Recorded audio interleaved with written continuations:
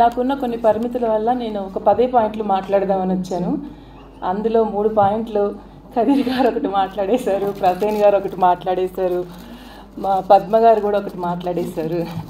అయినా నేను 10 పాయింట్లు మాట్లాడతాను, ఎందుకంటే వాళ్ళందరికంటే నేను తక్కువ టైమే తీసుకుంటాను. కానీ మంచి పాయింట్స్ మాట్లాడారు. సో చిన్నప్పటి ఒక సంఘటన చెప్తాను. నాకు సుమారు అప్పుడు 8 నుంచి 10 ఏళ్ల వయసు అనమాట. 80s 70s 80sలో పుట్టిన వాళ్ళు జనరల్గా ఆడమగ తేడా లేకుండా గోళీలు ఆడుకునేవాళ్ళు బాగా బయటికి వెళ్ళి.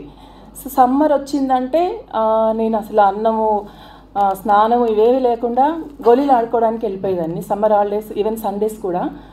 అలా వెళ్ళినప్పుడు ఆడుకునేది అమ్మాయిలతో కాదు, అబ్బాయిలతో. అబ్బాయిల్లో కూడా నా వయసు వాళ్ళతో నేను ఎప్పుడూ ఆడుకోలేదు. నాకంటే 5-10 సంవత్సరాలు పెద్ద అబ్బాయిలతో అన్న అన్న అనుకుంటూ ఆడేదాన్ని అనమాట. సో అలా ఆడుకుంటున్నప్పుడు ఆ గ్రూప్లో ఒక అన్న కనిపించలేదు. ఒకరోజు రాలేదు, రెండో రోజు రాలేదు. అడిగాను. మూడో రోజు తెలిసిన విషయం ఏంటంటే ఆ అన్న చనిపోయాడు అనేసి.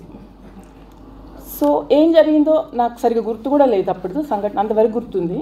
సో కట్ చేస్తే నల్ల బంగారం కథల గురించి నేను రీసెర్చ్ చేస్తున్నప్పుడు నా సూపర్ సీనియర్ ఒక అన్నకి ఫోన్ చేశాను. ఆ మాటల్లో ఆయన అతని టాపిక్ తీసుకొచ్చాడు. ఏంటి విషయం అంటే, ఎందుకు చనిపోయాడు అన్న టాపిక్ వస్తే చనిపోలేదు, చంపేశారు, హత్య చేశారు అని చెప్పాడు. చాలా షాక్ అయ్యాను. ఎందుకు ఏంటి అంటే, సేమ్ క్యాస్ట్. ఒక అమ్మాయిని ప్రేమించాడు. ఆ అమ్మాయి వాళ్ళ ఇంటి పక్కన నా ఎదురింట్లోనే ఉండేది ఆ అక్క. చాలా బాధేసింది. అంటే ఇప్పుడు మనం అనుకుంటున్నటువంటి పరువు హత్య, అసలు నాకు ఈ పదమే నచ్చలేదు. ఈ పరువు హత్య అని కలపడమే నాకు నచ్చలేదు, చాలా దారుణంగా అనిపిస్తుంది.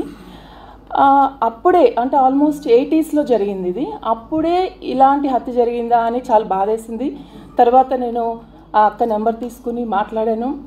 సాడ్ పార్ట్ ఏంటంటే జనరల్గా ఇంకా ఆ అబ్బాయిని చంపేశాక వాళ్ళు ఇంట్లో పేరెంట్స్ బలవంతంగా ఇంకో పెళ్లి చేశారు. ఆ అమ్మాయి హస్బెండ్ 2 పిల్లలు పుట్టాక ఆయన కూడా చనిపోయాడు. ఇప్పుడు ఆమె ఒంటరిగా 2 పిల్లలతో ఉంది.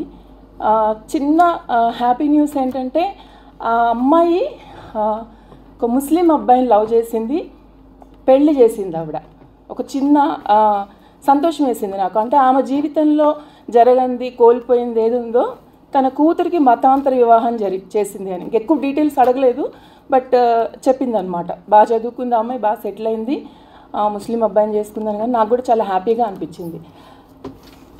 అయితే నేను 2000లో దిలీప్ని కులాంతర వివాహమే చేసుకున్నాను.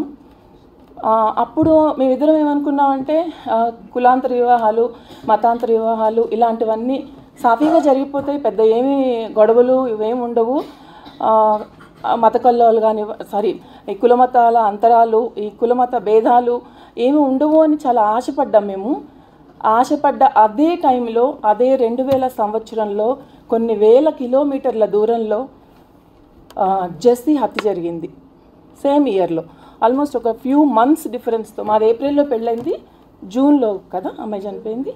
So few months. మాకు ఆ విషయం తెలియదు, కానీ మేమేమో చాలా ఆశపడ్డాము. ఇలాంటి మనలాగా కులమత పెళ్ళిళ్ళు బాగా జరుగుతాయి, ఫ్రీక్వెంట్గా జరుగుతాయి, సులభంగా అయిపోతుంది అనుకున్నాము. కొన్ని రోజుల తేడాతోనే అది జరిగింది అని తెలిసిన తర్వాత చాలా బాధేసింది. ఆ తర్వాత ఇప్పుడు మనం కూడా చూస్తూనే ఉన్నాం, మన తెలుగు రాష్ట్రాల్లో అమృతాది కానివ్వండి, ఇంకా చాలా వేరే పక్క రాష్ట్రాల్లో కూడా అలాంటి హత్యలు జరుగుతూ ఉన్నాయి. అవన్నీ జరుగుతున్నప్పుడు అనుకున్నాం, అసలు మనం కన్న కలలు ఏమయ్యాయి, ఆశలు ఏవి, ఎందుకు ఇలా జరుగుతుంది, మార్పు సమాజం ఏ వైపుగా వెళ్తుంది, ఇదే మార్పు అని చాలా బాధ అనిపించింది. 10 రోజుల క్రితం ఝాన్సీ ఈ పుస్తకం గురించి మాట్లాడమన్నప్పుడు నిజంగా నాకు చాలా భయం వేసింది. ఏం మాట్లాడాలి, ఎలా మాట్లాడాలి, అసలు పరువు అనే దానికి దానికి విలువ ఉంటుందా, పరువు విలువ అంటే ఏంటి, అసలు కొలలేనిది కదా, కొలమానాలు లేనిది. అలాంటి కొలవలేని పరువుకు సంబంధించినటువంటి దాన్ని కులానికి మతానికి ముడిపెట్టి మనుషుల్ని చంపడం అనేది అది అసలు ఏ రకమైన పరువు? కన్న కూతుర్ని చంపుకోవడం, చెల్లిని చంపుకోవడం, అసలు వీటిని మనం ఎలా చూడాలి? అసలు మనము హత్య, చంపడం అనేదే మనం నేరంగా చూస్తాం కదా. ఇంతకంటే ఘోరం ఇంకేముంటుంది? దాని ముందు పరువు ఎంత విషయం, అసలు ఎంత చిన్న విషయం. ఒకటే ఇందాక ప్రసీన్ గారు చెప్పిన పాయింటే నేను చెప్దాం అనుకున్న పాయింట్ ఆయన చెప్పేశారు. అంటే సేమ్ క్యాస్ట్లో, విత్ ఇన్ ద క్యాస్ట్లో తర్వాత చిన్న సమూహం, అంటే కొన్ని సమూహాల్లో చాలా పరిమిత జనాభా ఉంటుంది.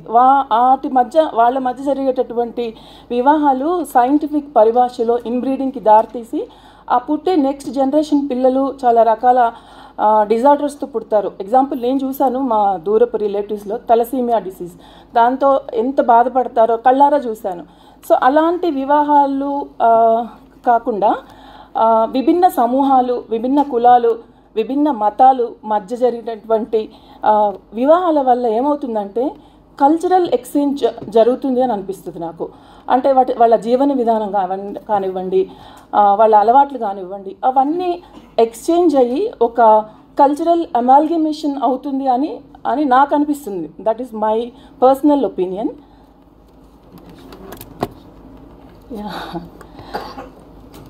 అయితే ఒక గంటన్నరలో ఈ 100 పేజీల పుస్తకం చదివేసి నేను చాలా మనసు భారంగా అయింది అనుకున్నాను. ఝాన్సీ చెప్పింది 4 నెలలు కొంత చదివిన తర్వాత అనుకుంటా తను పుస్తకం మళ్ళీ చేయలేకపోయిందంట, అంత బాధతో అంత ఆవేదనతో ఆపేసింది. మరి జుపీందర్ గారు ఆల్మోస్ట్ 25 ఇయర్స్ నుంచి ఆ ఇష్యూని తను డీల్ చేస్తూ మిట్టుకి అన్ని రకాల సాయం చేస్తూ ఇంకా పోరాడుతూనే ఉన్నటువంటి మిట్టు గారు అందరికంటే చాలా గొప్పవారు అనిపించింది నాకు. Kudos to you mister Jupinder. So ఆ సంఘటనలో ఆ బాధితుల పక్షం నిలబడ్డారు, ఇంకా స్టిల్ ఆయన ఆశగా ఎదురు చూస్తున్నారు బాధితులకి న్యాయం జరగాలి అని చెప్పేసి. జుపీందర్ గారిని 2019లో కదీర్ గారి ద్వారా నాకు పరిచయం, రైటర్స్ మీట్లో కలిసాము. ఆ తర్వాత ఝాన్సీ ఇప్పుడు మన తెలుగు పాఠక లోకానికి ఆయన్ని పరిచయం చేయడం చాలా సంతోషంగా ఉంది. చివరిగా ప్రసీన్ గారు ముందు మాటలో ఒక మాట అన్నారు, అనువాదం ఎందుకు, ఈ అనువాదకురాల ఆశ ఏంటంటే ఒక్క హత్యన జరగకుండా ఉంటే బాగుండు అని ఆ అమ్మాయి అనుకుందని. ఆ అమ్మాయే కాదు, నేను అనుకుంటున్నాను, మీరు కూడా అనుకుంటున్నారు. కాబట్టి మీరు అందరూ ఒక చిన్న రిక్వెస్ట్, ఈ పుస్తకం గురించి ఒక 4గురికి చెప్పండి, ఆ 4గురిని ఇంకో 4గురికి చెప్పండి. అంటే ఇలా చేయడం వల్ల కనీసం ఒక్క హత్యన్న ఆగితే ఈ పుస్తకానికి ఒక అర్థం పరమార్థం ఉంటుందని నా ఫీలింగ్. అది ఈ అవకాశాన్ని ఇచ్చినటువంటి జుపీందర్ గారికి అండ్ ఝాన్సీకి అండ్ శర్మ గారికి అండ్ సిద్ధు అనే పబ్లికేషన్తో మొదలుపెట్టి అనేక పుస్తకాల వైపు పరిగెట్టాలని మనస్ఫూర్తిగా కోరుకుంటూ అందరికీ థ్యాంక్ యూ సో మచ్.